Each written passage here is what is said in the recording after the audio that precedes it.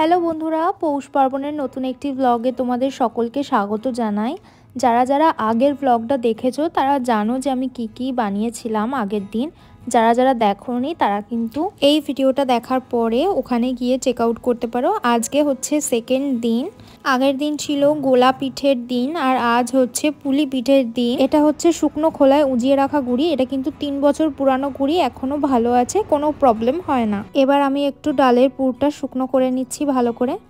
আর জেম্মা এখানে একদম গরম জল দিয়ে এবং নুন দিয়ে এই তালটাকে রেডি করছে যাতে আমরা এটা দিয়ে পিঠে বানাতে পারি।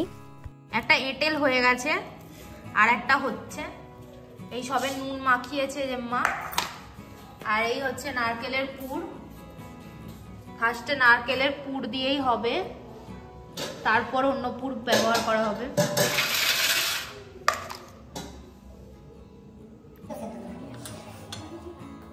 প্রথম পিঠে আজ এই বছর আমার হাতে প্রথম পিঠে।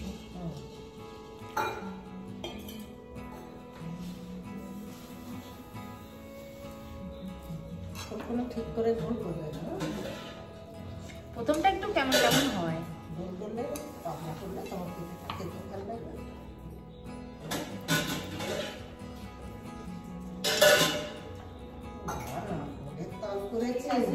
5 কিলো গুড়ি পিঠে হবে না, ওতে আর এ তোমার আরেকটু নাড়লে নাড়ুও হয়ে যাবে।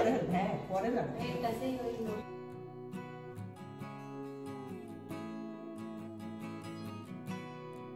এরপর মাও আমার সাথে পিঠে করতে বসে এবং আমরা দুজনে অনেক গল্প করছিলাম। আর তোমাদেরকে একটা পিঠে দেখানোর পর অনেক তাড়াতাড়ি করে আমরা সব কটা পিঠে করছিলাম, কারণ ওদিকে জল ফুটছিল আর ওই জলে পড়ে আর কি। যাদের কাছে মোমো মেকার আছে তারা মোমো মেকারে করতে পারো। আর আমরা এরকমভাবে ঝাঁঝরি বসিয়ে তারপর তার উপরে যত পিঠে দিয়ে সেইভাবে গরম করি।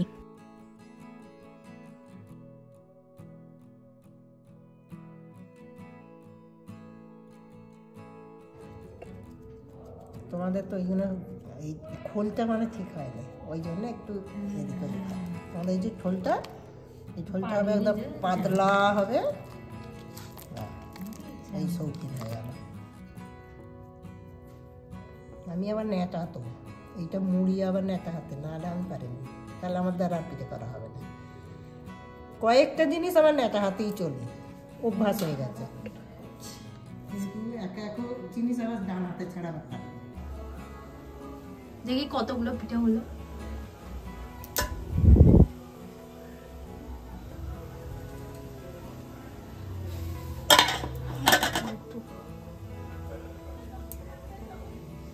এইখানে অনেকগুলো পিঠে সাজানো আছে। এগুলো সব নারকেলের ছাই মারা, গুড় দিয়ে, খেজুরের গুড় দিয়ে নারকেলের ছাই মারা। এটা হচ্ছে তরকারির পিঠে হবে। এটা তরকারির পুরটা, ফুলকপি, কড়াইশুঁটি, আলু এইসব দেওয়া আছে। এখানে পিঠে হচ্ছে এখন। এবার আমরা ডালের পিঠে করতে বসবো, কেননা নারকেলের পিঠে হয়ে গেছে। এবার ডাল, তারপর তরকারি আর লাস্টে দুধ পুলি হবে। গরম গরম নারকেলের পিঠে এসে গেছে।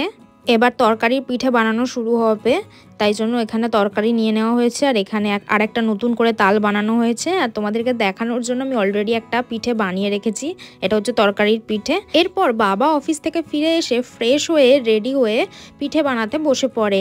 একদম সুন্দর করে ছোট ছোট করে আর সন্দেশের পুর দিয়ে পিঠেগুলো বানানো হচ্ছে।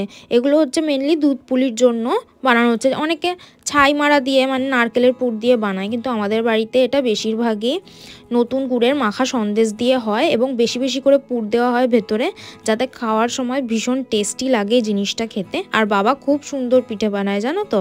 এই পিঠেগুলো সব বানানো হচ্ছিল আর ওদিকে মা আলাদা করে দুধ গরম করে এলাচ দিয়ে দিয়েছিল এবং সেখানে বাবার তৈরি করা পিঠেগুলোও দিয়ে দিল। তারপর আমরা বসে বসে অনেক গল্প করছিলাম। আজকে তো প্রচুর আড্ডা মেরেছি সবাই মিলে। এই দেখো পিঠেগুলো অলমোস্ট রেডি। এগুলো তরকারির পিঠে, এগুলো নারকেল, তরকারি, ডাল সব রকম রাখা আছে। আর ওদিকে দুধ পুলিটা রেডি হচ্ছে। তো এই ছিল আজকের ভিডিও। ভালো লাগলে একটা লাইক করে দিও। বাই।